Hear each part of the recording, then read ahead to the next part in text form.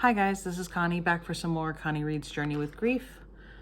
We're on chapter 8, titled Isolation and Community, a Delicate Balance. And it starts with a poem called The Cocoon. I have taken up residence in my grief. It has become my cocoon, insulating me from life as usual and bringing a heightened awareness of sorrow's torturous movements. Relentlessly, its intensity generates a transforming energy, a metamorphosis.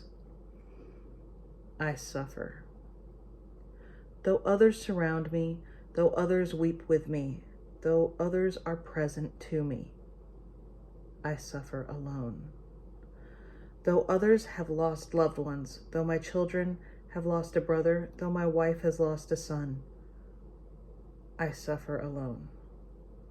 No one can know my pain. No one can hold my pain. I suffer alone, but I thank God I am not alone. It is natural for a person in the depths of grief to isolate, to avoid encounters that might lead to more pain. The vulnerability of someone so broken is difficult to explain and harder to navigate, even when relationships are trusted and intimate. In the earliest stages, I wanted to curl up into a ball to withdraw from all others, a natural tendency for an introvert in protection mode. While self-protection isn't wrong in and of itself, the need for the support of friends and family is real. Such is the dance and the challenge of grief, time alone and time with trusted others. I created a very small inner circle of individuals who had unfettered access to me. People with whom I had a prior relationship and didn't feel the need to be other than myself. I did not worry about their well-being, but trusted they would process as needed outside of our times together. Their presence did not inhibit me, but in some ways freed me to share or not to share as I saw fit. It was clear that they had only my interest at heart with no expectations or agenda. They were an enormous gift. My more extroverted wife, Donna, allowed a greater number of people access. Some of them were not safe people to be around during a time of grief, and the things they said were deeply wounding.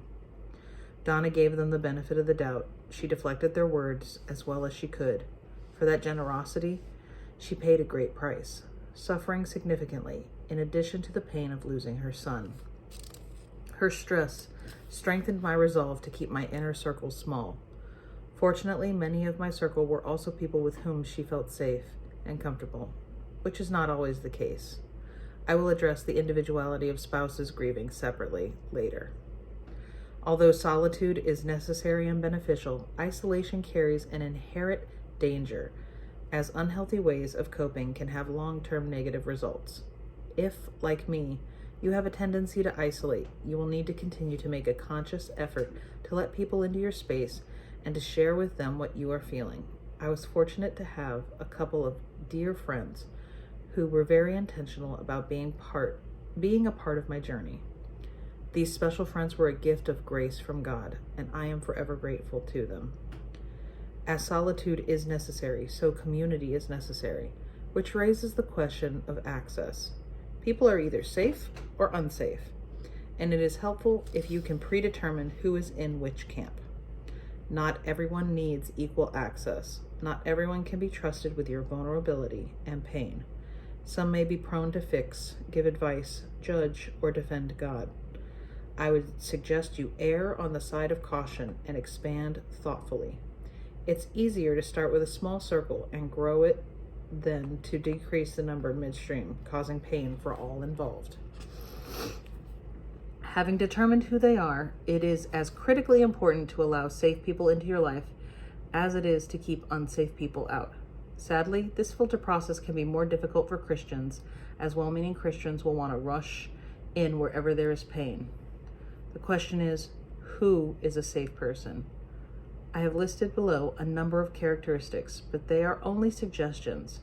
You will want to establish your own safety criteria, starting with prior intimate relationships and spreading outward to include trained professionals such as pastors, counselors, and spiritual directors. Note that family and friends will surprise and disappoint you. Our journey produced both. Seek to be open to God's surprises and choose to focus on the people who are present rather than expending energy on those who, for whatever reason, do not show up, who are unable to show up. At some point down the road, you may need to forgive someone, but it is not a consideration in the early stages of your journey. Your own heart is the one in need of protection and care. Bullet points. A safe person is able to be present in the moment with you and to you, able to weep or rejoice as needed. A safe person does not feel a need to fix or rescue you. A safe person is comfortable with silence, tears, expressed anger, even anger directed toward God. A safe person will allow you to freely express and process as you must, without feeling compelled to defend God or correct your theology. A safe person is willing to be impacted and changed by your loss. A safe person will practice confidentiality. A safe person is able to be in the mess and the uncertainty of the grieving process. A safe person is able to trust God and the process, knowing God is at work in the circumstances. A safe person can entrust you to God. A safe person can hold hope, faith, and joy for you as needed. The type of person described above is of immeasurable help, both initially and also through the years. These individuals give you the gift of their presence and allow you to be you, to feel and express as you need to, whether with tears, anger, frustration, or laughter. The only agenda they bring is to be a companion for the uncharted journey with grief. Note, if you discover that someone already in the mix is not safe, you need to establish and maintain new boundaries. If you aren't able to make the change yourself, ask for help from someone who can. And that's the end of chapter 8. Be careful with that and enjoy. Please and thank you, and I will see you for the next installment. Later.